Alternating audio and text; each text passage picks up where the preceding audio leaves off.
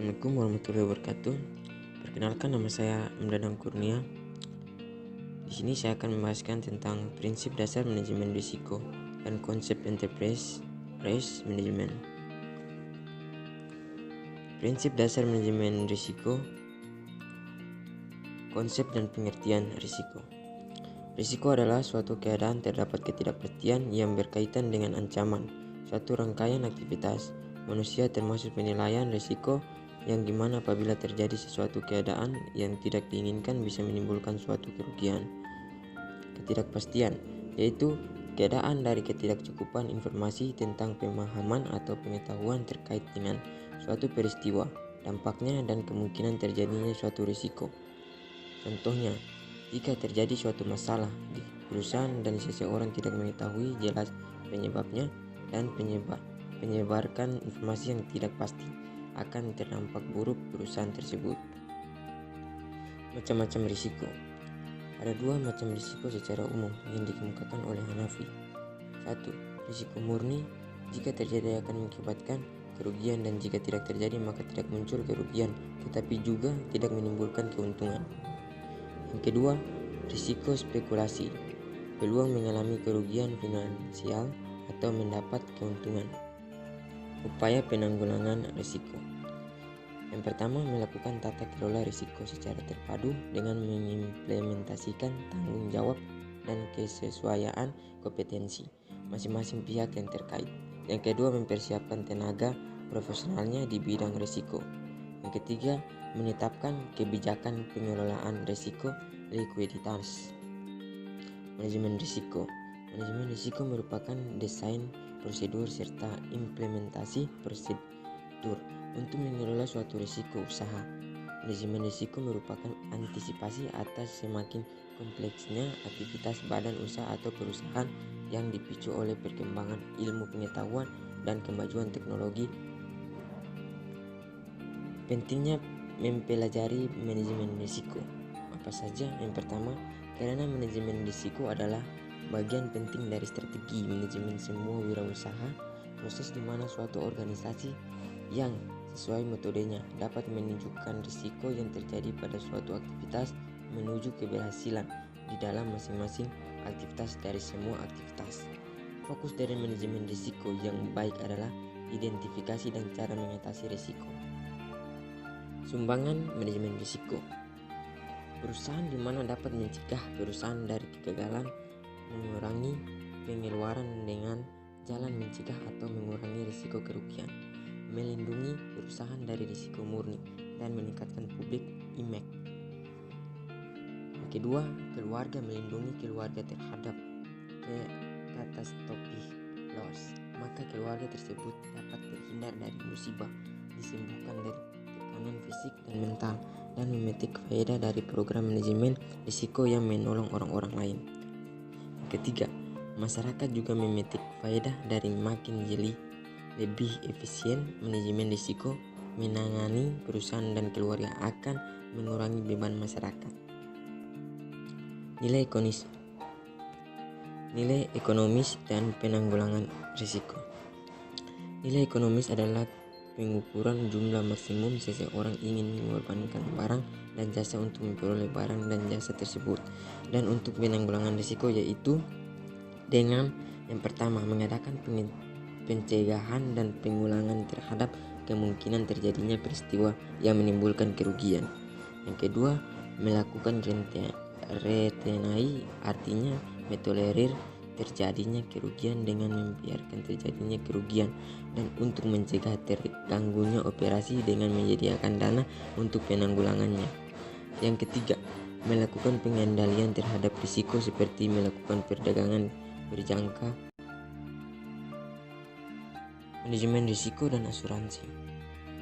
Risiko dalam industri perasuransian diartikan sebagai ketidakpastian dari kerugian finansial atau kemungkinan terjadi kerugian, dan memberikan kompensasi atas kerugian yang alami pihak yang diasuransikan, dan pihak pengasuransi atau insured memperoleh premi asuransi sebagai balasannya. Manajemen risiko bertujuan untuk melindungi perusahaan atau protektif. kedua, mendorong manajemen agar produktif. Yang ketiga, membantu pembuatan kerangka kerja. Yang keempat, sebagai peringatan untuk berhati-hati. Kelima, sosialisasi manajemen risiko. Keenam, meningkatkan kinerja perusahaan. Proses manajemen risiko yaitu yang pertama, penetapan tujuan. Yang kedua, identifikasi risiko. Yang ketiga, analisis risiko. Yang keempat, evaluasi risiko. Yang kelima, tanggapan risiko atau risk response. Yang keenam, pengendalian risiko. 7. Monitor dan review. 8. Komunikasi dan konsultasi. Kedudukan manajemen risiko. Bertanggung jawab untuk membentuk kerangka kerja dan proses manajemen risiko dalam menghadapi risiko-risiko signifikan yang dapat mempengaruhi pencapaian tujuan organisasi. Seiring berjalannya waktu, manajemen risiko yang tadinya berperan untuk melindungi kegagalan organisasi berubah menjadi komponen kompetitif advantage bagi organisasi. Kerjasama dengan departemen lain dalam melaksanakan kegiatan yang berkaitan dengan penanggulangan risiko. Tidak boleh bekerja sendiri karena perlu bekerja sama secara harmonis dengan departemen atau bagian lain yang bersangkutan seperti bagian akunting, bagian keuangan, bagian marketing, bagian produksi, dan bagian maintenance. PT Lapindo Brantas Inc. Akibat dari masalah ini, semua pihak sangat dirugikan, terutama masyarakat yang terkena dampak dari lumpur serta polusi udara yang dihasilkan dari lumpur tersebut. Bukan hanya masyarakat, PT Lapindo Brantas untuk juga mengalami banyak kerugian sehingga berdampak pada semua investor serta karyawan PT Lapindo Brantas. Dari kasus ini dapat dilihat PT Lapindo Brantas Inc. belum menerapkan manajemen risiko dengan baik. Konsep entrepreneurship management adalah suatu proses yang dipengaruhi oleh dewan direktur, manajemen, dan personal lain dalam perusahaan, yang diterapkan pada tataran strategi dan menyeluruh, yang dirancang untuk mengidentifikasi potensi peristiwa yang dapat mempengaruhi perusahaan dan untuk memberikan jaminan yang wajar terhadap pencapaian sasaran perusahaan. Kerangka kerja manajemen risiko. Yang pertama, lingkungan internal. Yang kedua, penentuan tujuan. Yang ketiga, identifikasi kejadian. Yang keempat, penilaian risiko. Kelima, respon risiko. 6. Kegiatan pengendalian. 7. Informasi dan komunikasi atau informasi and communication. 8. Pengawasan atau monitoring. Elemen manajemen risiko organisasi. Yang pertama, Board of Directors memiliki tanggung jawab penting dalam melakukan pemantauan terhadap penerapan manajemen risiko dengan turut memperhitungkan risk assessment dari entitas. Kedua, Chief Executive Officer atau CEO memiliki tanggung jawab untuk memastikan berjalan RM yang efektif pada keseluruhan perusahaan. Yang ketiga, manajer memiliki tanggung jawab dalam mendukung penerapan prinsip RM perusahaan, memastikan pemenuhan RM dengan risk appetite dan pengelolaan risk di tanah kewenangannya agar konsisten dengan risk tolerance yang dimilikinya. Keempat, risk officer, financial officer, dan internal audit memiliki peran kunci dalam mendukung efektivitas penerapan manajemen risiko perusahaan. Yang kelima, petugas operasional atau biasa disebut risk coordinator bertanggung jawab dalam penerapan manajemen risiko perusahaan sejalan dengan prosedur dan kebijakan manajemen risiko perusahaan. 6. Pihak eksternal atau seperti pelanggan, kompetitor, otoritas, dan pihak yang berperan dalam valuation perusahaan tidak memiliki tanggung jawab dalam memastikan efektivitas RM dari entitas, tetap pihak-pihak tersebut berperan penting dalam menyediakan informasi yang dapat mendukung efektivitas manajemen risiko. tantangan dan solusi penerapan ERM. Tantangan yang pertama, kerugian minat dari direksi, pejabat senior dan para pejabat bisnis. Kedua, gagal dalam memamerkan quick wins.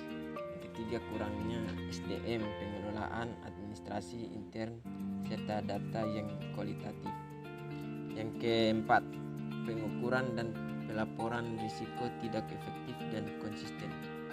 Yang kelima, kendala biaya. Solusinya, yang pertama, SDM yang profesional dengan jumlah yang memadai. Yang kedua, melakukan pengembangan ERM dan merencanakan penerapannya. Yang ketiga, meyakinkan direksi untuk mendapatkan dukungan dengan menggunakan kreasi yang bernilai, mengidentifikasikan quick wins. Yang keempat, memeliharakan semangat para tim dalam penerapan ERM dalam jangka waktu yang sangat lama. Peran audit internal dalam ERM adalah memberikan layanan yang memastikan perihal efektivitas kegiatan ERM organisasi kepada Dewan. Layanan pemastian ini membantu meyakinkan bahwa kunci risiko bisnis telah dikelola dengan baik dan tepat. Selain itu juga memastikan bahwa sistem pengendalian internal telah berjalan secara efektif dan efisien. PLN, studi kasus perusahaan listrik negara atau PLN. Perusahaan listrik negara mulai membangun tujuan unit pembangkit listrik tenaga bayu dan 1 unit pembangkit bertenaga surya di Bukit Mundi di kabupaten yang ada di Bali, yang akan diikuti sekitar 10.000 peserta dari seluruh dunia. Dan ada beberapa risiko yang akan dihadapi, mulai dari kemungkinan keterlambatan pembangunan yang berdampak pada kerugian uang, material, dan nama baik, kegagalan pembangkit untuk beroperasi sebagaimana mestinya sehingga jumlah energi listrik tidak mencapai yang diinginkan, kerusakan pembangkit ataupun jaringan sehingga listrik mengalami pemadaman pada saat konferensi berlangsung, dan berbagai risiko lainnya yang perlu antisipasi sejak dini.